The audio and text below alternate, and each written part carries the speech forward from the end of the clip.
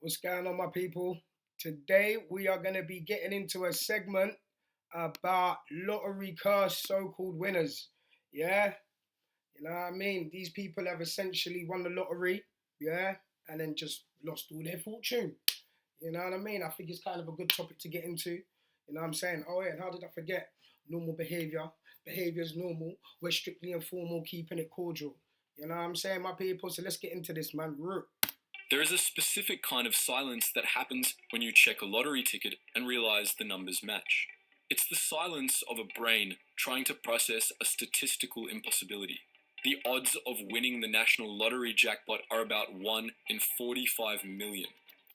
Man said 1 in 45 million is crazy. Crazy works. To put that in perspective, you're statistically more likely to be canonized as a saint than you are to win the jackpot. Yet, people play, and occasionally, people win. When that money hits the bank account, the assumption is that the problems stop.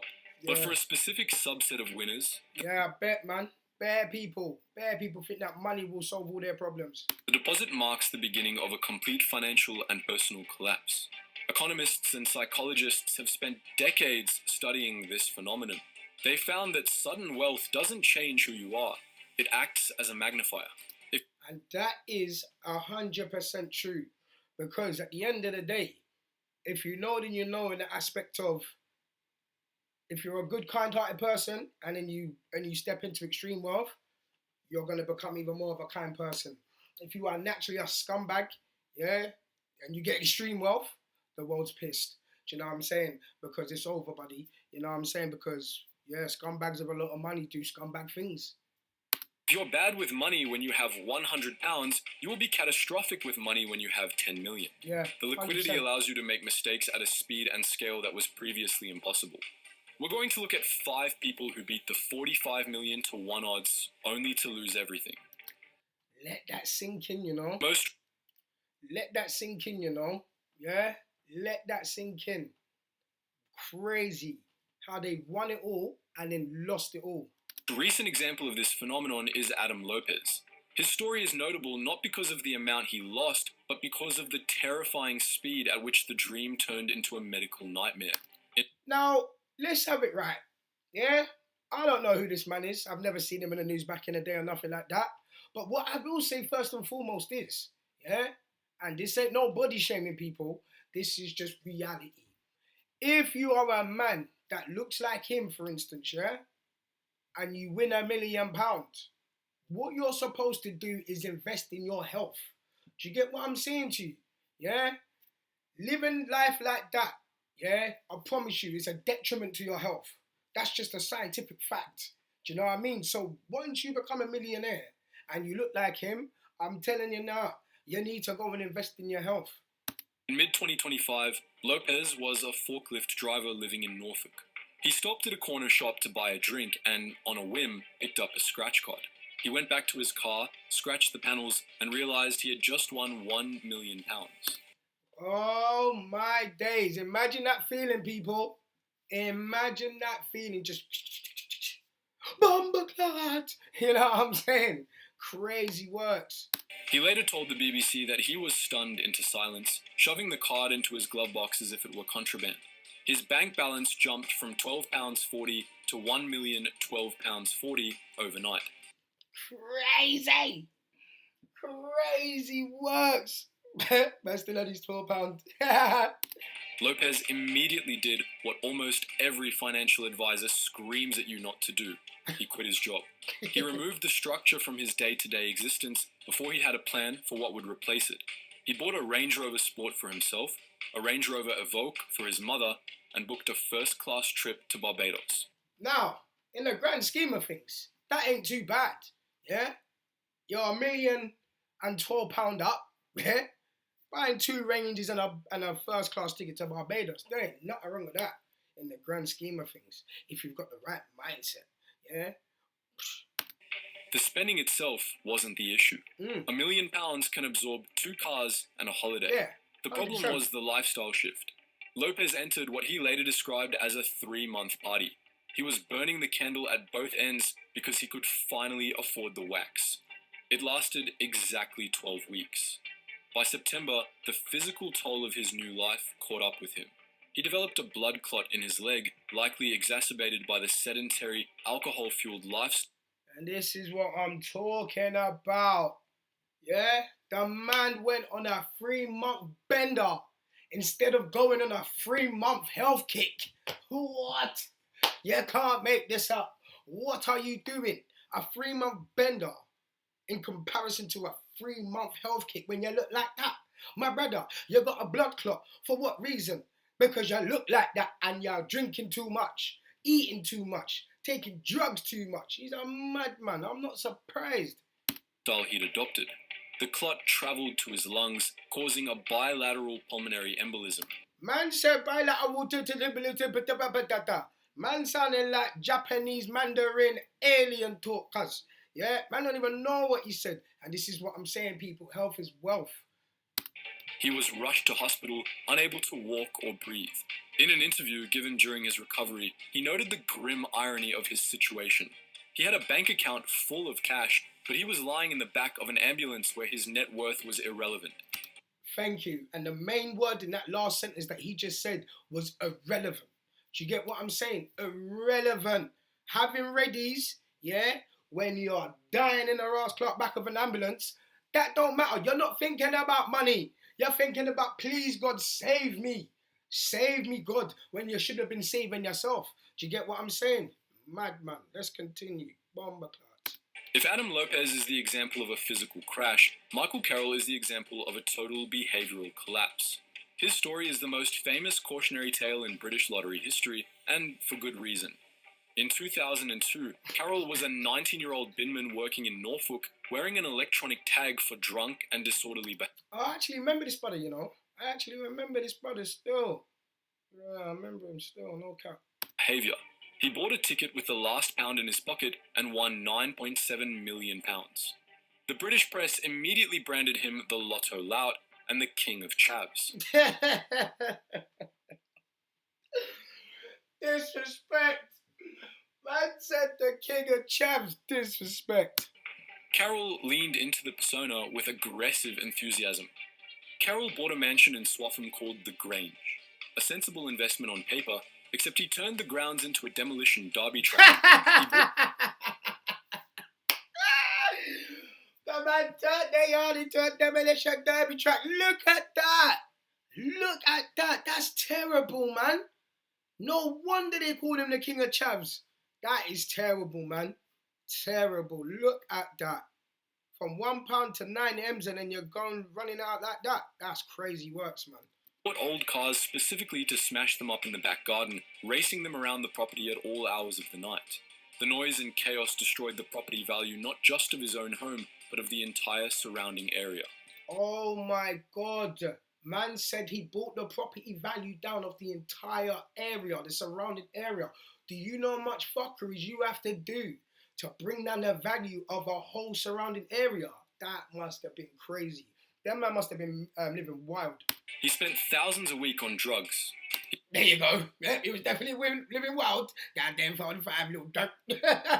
He claimed to have slept with 4,000 women, spending a fortune on brothels and escorts. But the real drain on his finances was the leech effect. When you win that amount of money at 19, you become a magnet for hangers-on. Look at that, 9 M's at 19. What? And an extra 736,000. What? Broski. Never me, you know. Man would never lose that amount of money. Once that money touches my hand, them sort of readies, just, trust me, I ain't gonna talk too much, you know what I'm saying? Carroll was known for his extreme, chaotic generosity. He would hand out bundles of cash to friends who would disappear the moment the money stopped flowing. Man's giving out money to be friends. Oh, mate, no wonder they left. By 2006, the cracks were showing. He was jailed for 9 months for fighting in public after terrorising his neighbours. By 2010, the money was gone. He had to sell the Grange for £600,000. Oh my days, the man had to sell the yard for 600 raccoons. Are you mental, bro? Is man mental? Broski, now man bought the yard for a couple of M's. Couple of M's. Oh, mate. Massive loss on his initial investment. Carroll declared bankruptcy. He had managed to burn through nearly £10 million in less than a decade. But after losing it all, he moved to Scotland. He got a job in a slaughterhouse, then a biscuit factory, and eventually went back to delivering coal and logs. In recent interviews, he claims to be happier now than he was with the millions. He works... Now this is what I'm saying. Now this is what they say. They was happier when they was broke. Yeah? They call all of the money a curse. Now let me show you something, yeah? If you have the mindset of a £10.50, listen to me, there ain't nothing wrong with a 9 to 5. Yeah? Man's got a 9 to 5, everyone's got 9 to 5. Yeah, let's have it right, yeah? But if you stay with the mindset of a 9 to 5, when you do come into money, you are not going to elevate your mind to the status of a person with extreme wealth. Then that means you're going to lose all that money automatically. If you have the mindset of anything other than a person with extreme wealth, when you come across extreme wealth, if you do not elevate your mind to a person of extreme wealth, you're going to lose all your money. 100%. And this is why these people call it a curse, why they was happy when they had no money. It's because they have the mindset of a worker. That is it. That's the reality. That's why they was more happy doing the things that they was doing before they was rich. It's because they have the mindset of a worker, man. You got to elevate your mind out here, people, man. Serious, man. 7 days a week, lives in a rented flat, and says the money was a cage he built for himself. While Carroll lost his money on chaos, John Magennis lost his on a bad business idea. Mark Guinness was a hospital porter living in Motherwell. In 1996, he won £10 million. Unlike Carroll, Magennis was a regular guy who wanted to help his family and his community. He gave £3 million to his family and £750,000 to his ex-wife. Nah, there ain't nothing wrong with giving your family 3 M's out of 10 mil. You know what I mean? That's an alhamdulillah thing, you know what I'm saying? Trust me, bro, it's a lovely thing. But 750 racks to your ex, I don't know what type of ex that was, bro. She must have had that golden tuntun. Yeah, she must have given him that golden hot 3,000. You know what I'm saying? The hot toy. Cost 750 racks to my ex-wife. Yeah? Yeah, went mad. Yeah, she can get a 10 of baked beans. And that's about it. He bought a nice house and upgraded his lifestyle. Everything was stable until he decided to invest in his passion. Magennis was a die-hard fan of Livingston Football Club.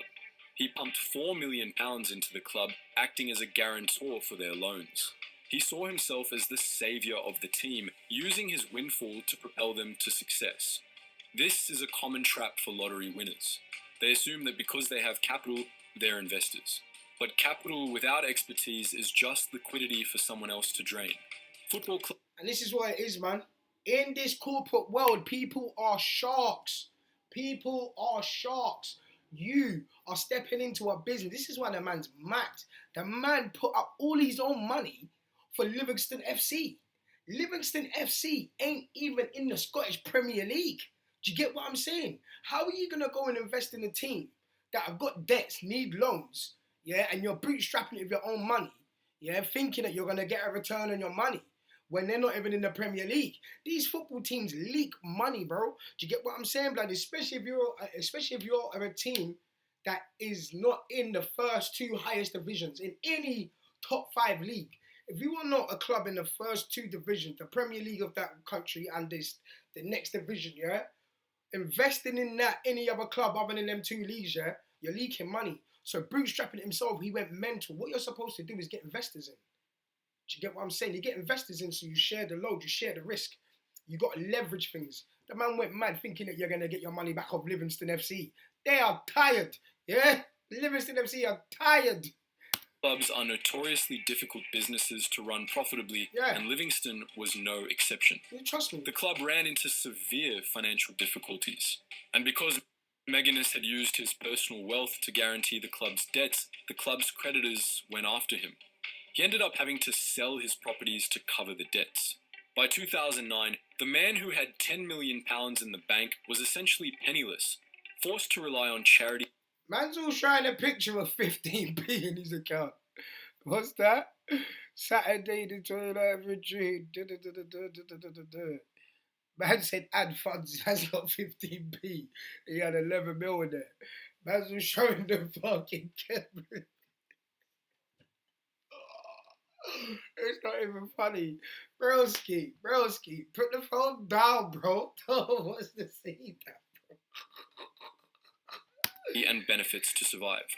If Michael Carroll was the example of what happens when you give millions to a rebellious teenager, Callie Rogers is the tragic case study of what happens when you give it to a child.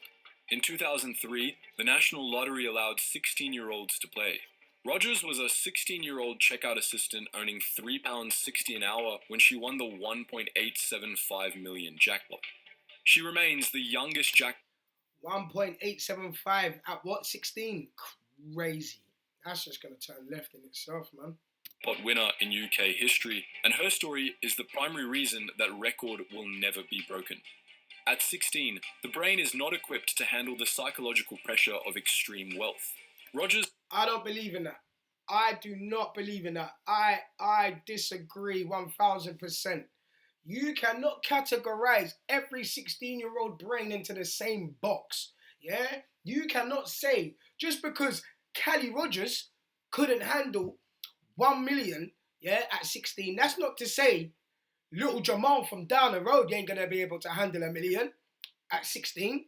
Do you know what I mean? So no, I don't believe that, man. I don't believe that because Jamal, he's 26 now, and he's just gonna build a media conglomerate out of fucking, you know what I mean? Yeah? Alright, chill out. Spent her money on things a teenager values: acceptance and appearance. She spent £18,000 on breast augmentation surgery, hundreds of thousands on designer clothes, and endless nights partying. But the most damaging expenditure was, once again, the generosity tax. Rogers estimated... My brother, what is this generosity tax? Carl, where I'm from, yeah, generosity? What? Brother, generosity tax.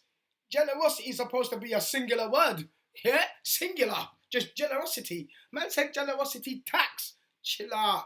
I don't know where these people are from. Generosity tax. That went mad. She spent £500,000 on gifts for friends and family. She bought cars for people who couldn't drive and paid for holidays for people who, years later, wouldn't speak. Man said she bought cars for people that couldn't drive. You know, them man there that are just getting the girl to buy her a car and that, like, they're not even paying her back, just crashing it and getting her to buy another one. She went mental, bro. To her. The money made her a target. She was assaulted by 2 women in a nightclub who demanded money, leaving her unconscious with broken ribs and smashed teeth. See, now I'm not in agreement of that, man. That's just wrong, man. That's just wrong. Just because someone's got and you haven't got, you don't go and mash them up. You know what I mean? If anything, yeah? Nah. I was about to go mad just then. No, you just don't do that, full stop, yeah? It's wrong. Yeah? Don't be a hater out here, man. Be a creator. Be a rater. Yeah? Cat slayer. Mental toll was severe. Rogers spiraled into depression, leading to suicide attempts and serious drug use. She later stated that she felt like a walking bank machine, unsure if anyone actually liked her or if they were just waiting for the next payout. In 2021, years after the fortune was gone, Rogers was banned from driving after crashing her 4x4 into a hedge while high on cocaine. During the... Goddamn, cocaine's one hell of a drug, people! Nah, man, but sad times for her, man, sad times. Court hearing, it was revealed she was on universal credit benefits. The £1.8 million was completely gone. However, Rogers' story has a bit of a redeeming arc. She went back to school to study social care and became a nurse, finding value in work that had nothing to do with her bank balance. Her MashaAllah, man, that's a beautiful thing, man. That's a beautiful thing, you know? Going to benefit and do something for society or the community or whatever, giving back and all of that. It may sound cliche, but I'm telling you now, man, it's a lovely thing, man. You know, so big her up, man. Disastrous experience also forced the government's hand. Because of what happened to Callie Rogers, the minimum age for playing the National Lottery was eventually raised to 18. While Rogers was too young, Lee Ryan was too reckless. In 1995, just months after the National Lottery launched, Ryan won £6.5 million. At the time, he was awaiting trial for handling stolen cars.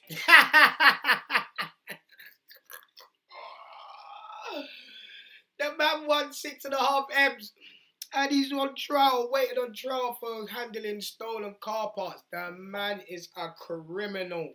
Yeah? Man is a criminal with 6.5 M's. It's over. It is over. I'm telling you now. Ryan earned the nickname the Lotto Lag because he became the first jackpot winner to serve a prison sentence.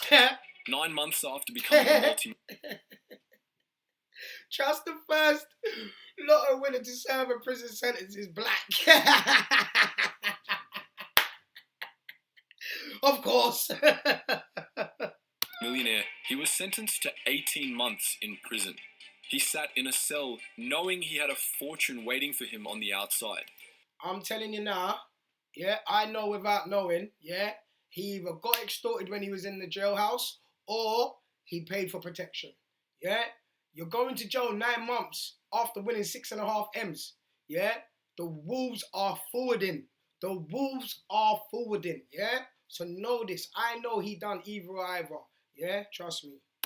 When he was released, Ryan bought the Hollywood caricature of luxury. He purchased a £1 million mansion with a swimming pool, a tennis court, and a hangar. He bought a helicopter. He bought a private plane. The man bought a helicopter and a private plane. The man don't even know how to fly a helicopter and a plane. And this is what I'm saying. When you get mad dough, you're supposed to buy anything that is of a certain value. You best make sure it's an asset and not a liability. Do you get what I'm saying? Because it doesn't make sense buying high valued things just for it to depreciate and lose value. Do you know what I'm saying? Make it make sense, man. Make it, man. Bought a plane and a helicopter. I want a bomber. Fleet of cars including EE1 and LEE2. The spending was compulsive. He later admitted to handing out cash to strangers in the street, desperate for the dopamine hit of being the rich guy. The millions eventually evaporated through a combination of bad business ventures and theft. He lost money on failed investments that he didn't understand, and he claims his housekeeper stole a significant sum. Why the fuck you lying? Why you always lying? Ooh. I'm telling you now, she didn't take nothing. This man's a liar. Yeah, look at his eyes. Look at the eyes. You can tell he's a liar. By 2010, the £6.5 million was gone. Ryan hit rock bottom harder than most. He spent 2 years homeless, sleeping in a sleeping bag on the streets of London. Oh my days. The man was homeless. Look at him. Look how wide his eyes are. Burst off his nut, putting 2 thumbs up. Man sleeping outside someone's door. Oh yeah, it's like a building, isn't it? Yeah. I thought people were just inside the house watching him sleep outside. That would have been liberties, cuz. Today, Ryan lives in a small flat in South London and works in painting and decorating. In interviews, he describes the lottery win as a curse. He claims he's happier now, calling himself a spiritual billionaire. Once again, people, these people are talking about they're happier once the money's gone. Once again, to reiterate myself, yeah, the man had the mindset of a thief, of a car part stealer. Would you get me? So he had the mindset of a thief, or whatever you want to label him as, yeah? So then when he came into extreme wealth, he didn't elevate his mindset to a person with extreme wealth. Because once again, if you stay with the same mindset, when you go from whatever money you're dealing with to extreme wealth in a quick succession, yeah, and you do not elevate your mindset, you're going to lose all your money. That's just a given. It's a fact. So once again, there's a common pattern forming here. Do you get it? People saying that they was happier with no money, yeah, that is because of the mindset that they had. They didn't elevate their mind. That is just the bottom line of it. Having realized that the money stripped him of his actual life, he traded a £6.5 million prison of gold for a sleeping bag and somehow found the sleeping bag more comfortable. When we look at Adam, Michael, John, Callie, and Lee, it's easy to judge them. It's easy to sit there and think, I would be different. I would be... No, but then let's be real though. Some people will automatically be different. But nevertheless, the man's also right. A lot of people just look at their failures and say, I would do this, I would do that, knowing that they wouldn't do fuck all, they'll just do the same fucking things that these motherfuckers do. Do you know what I mean? But nevertheless, there is people that would get money in quick succession and do what's right. Like little Jamal from down the road. At 16, he won 1.8 million like Cali Rogers. But then now he's 26 and now he's got 108 million. Do you know what I mean? Trust me, man, not everyone's the same. Smart, I would invest. And perhaps you would, but the data suggests otherwise. The problem with winning the lottery is the speed of the transition. Building wealth slowly allows you to build the character necessary to keep it. You learn the value of a pound because you had to work for it. You learn how to manage assets because you acquired them one by one. That is what it is. When you make something from nothing and then you build it into a valued, oiled machine, yeah, then you have built the necessary grit, mind elevation to be able to deal with extreme wealth. Because when you are grinding from nothing to something to great, trust me, bruv, you naturally build up the building blocks for your mindset to elevate. Do you know what I mean? Instead of these people that had the money and lost the money, it's because they had a stagnant mindset. They stayed in one place, even when they got the money. That's why they lost the money. It's not hard to work out. Do you know what I mean? Lottery winners skip the tutorial level and go straight to the final boss. They're handed the keys to a kingdom they don't know how to rule. Yeah. They're suddenly surrounded by sharks, Yep. predatory financial advisors, friends with business opportunities, and family members with debts, while lacking the defense mechanisms Yeah. that wealthy people usually develop over decades. The National Lottery actually has a dedicated team of advisors who try to prevent this. Yeah, them motherfuckers did not use that option. That is for certain. They offer legal advice, financial planning, and media coaching. But you can't advise someone out of their own nature. Yeah. If a person is impulsive, generous to a fault, or prone to addiction, £10 million just removes the brakes.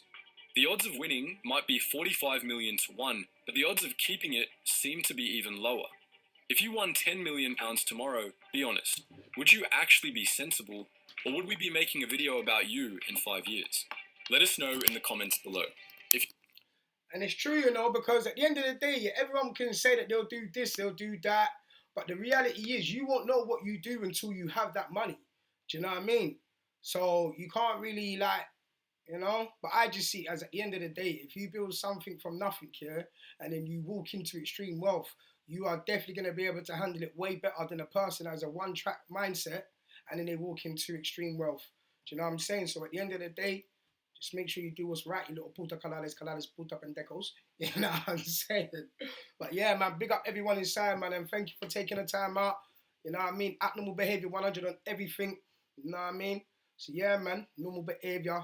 Behavior's normal. We're strictly informal, keeping it cordial. Bop, bop, bop, bop. You're done, not rear and screw.